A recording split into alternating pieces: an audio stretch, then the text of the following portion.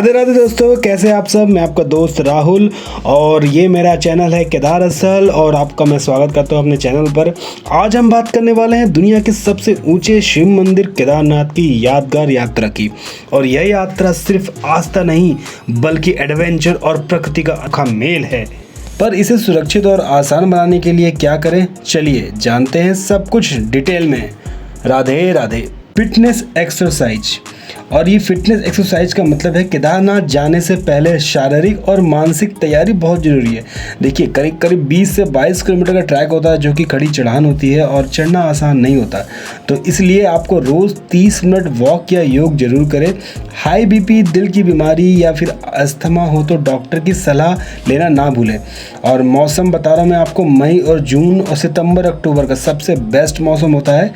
और बारिश में पत्थर फिसलने का खतरा होता है, इसलिए अवॉइड करें बारिश के दिनों में। ऑक्सीजन लेवल थोड़ा कम होता है ऊपर, तो इसीलिए पहले दिन ज़्यादा एक्टिविटी ना करें वरना थोड़ा इश्यूज आ सकते हैं आपको, जैसे कि आपको सांस लेने के या फिर हेडेक की।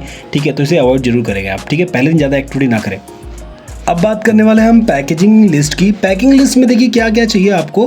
सबसे पहले आपको कपड़े देखो आपको ऐसे चाहिए जो कि वाटरप्रूफ हो। ठीक है, जैकेट जिसकी बात करें, जैकेट ऐसी होनी चाहिए जो कि वाटरप्रूफ हो। ठीक है, यानी कि आप अलग अलग कपड़े रखें, गर्म कपड़े अलग रखें और बरसाती अलग से रखें। ठीक है, इससे अच्छा है कि आप एक ही चीज़ रखें, जैकेट रखें, वाटरप्रूफ होनी चाहिए, पैंट भी वाटरप्रूफ होनी चाहिए और ट्रैकिंग आराम से करें ताकि आपको कोई दिक्कत ना हो। और बैग हो सके तो बैग भी अपना वाटरप्रूफ ही रखें, क्योंकि मौसम देखिए केदारनाथ का कभी भी ख़राब हो सकता है। कोई मौसम विज्ञान कोई काम नहीं आता, कभी भी बारिश हो सकती है, कभी बर्फबारी हो सकती है, कोई ठीक नहीं है इसका। ठीक है, और दूसरी सबसे बड़ी चीज़ है आपके लिए शूज़ देखिए मैं तो कहूँगा आपको, आप या तो वाटरप्रूफ शूज़ ले लें या फिर उसका एक कवर आता है, कवर ले लें। ठीक है, शूज़ के लिए। और एक छड़ी जरूर रखें ताकि आपको चढ़ने में आसानी हो।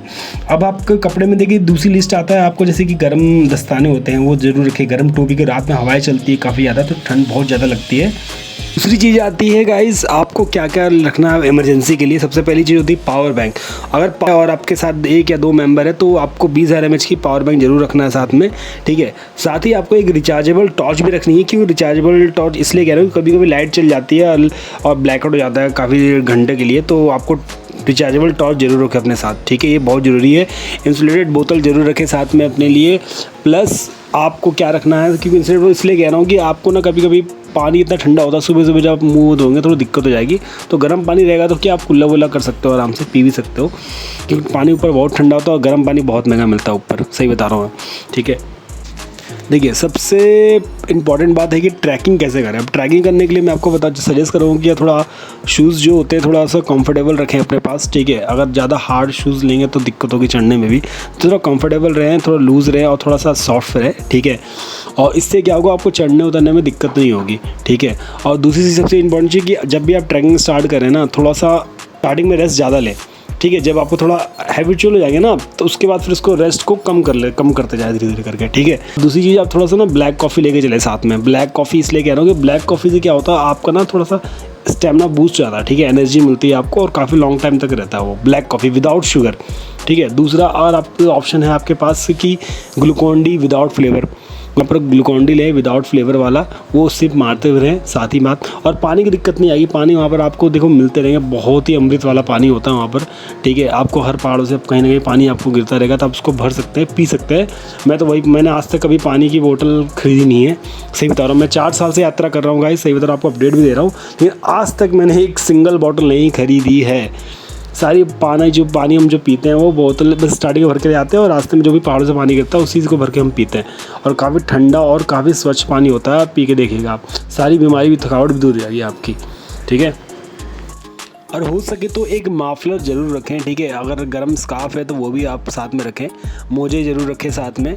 सबसे इम्पॉर्टेंट चीज़ बता दूं, अगर आप फैमिली के साथ जा रहे हैं या फिर अगर आप अकेले भी जा रहे हैं तो कोई दिक्कत नहीं है। स्टे कहाँ करना है तो मैं आपको देखो सबसे अच्छा तरीका बताता हूँ। अगर आप बजट आपका सही है तो आप रूम वगैरह ले सकते हैं। अगर आपका बजट थोड़ा कम है तो मैं आपको बताऊँगा सबसे सेफ़ तरीका और सबसे अच्छा तरीका बताऊँगा आपको टेंट का।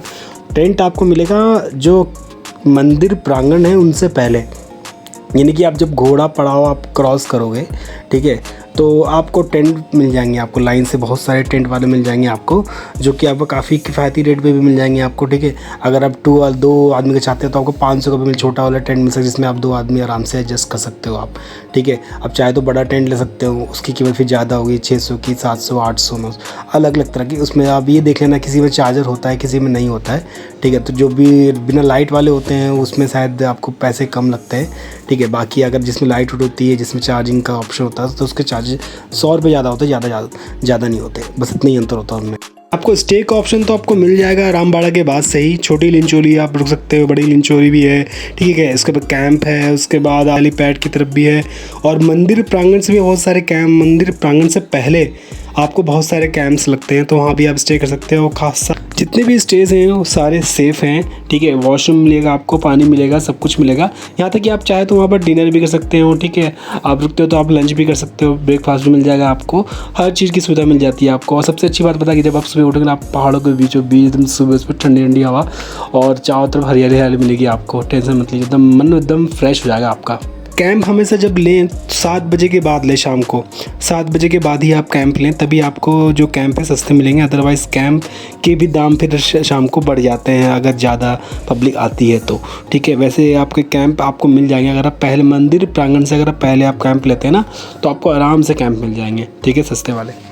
मंदिर के प्रांगण में 2025 के जो सबसे बड़ा अपडेट ये है गाइस कि अभी कुछ नियम जो है वो चेंज कर दिए गए हैं, जैसे कि दर्शन को लेकर कहने का मतलब है, जैसे लास्ट ईयर जब मैं गया था तो वहाँ पर क्या होता था कि हम लोग सुबह हम लोग लाइन में लगते थे 2 या 3 बजे भोर में, सुबह नहाओ, फिर लाइन में लगो, फिर 11-12 बजे तक दर्शन होते थे शक्तिपीठ के, तो हमारे दर्शन हो जाते थे।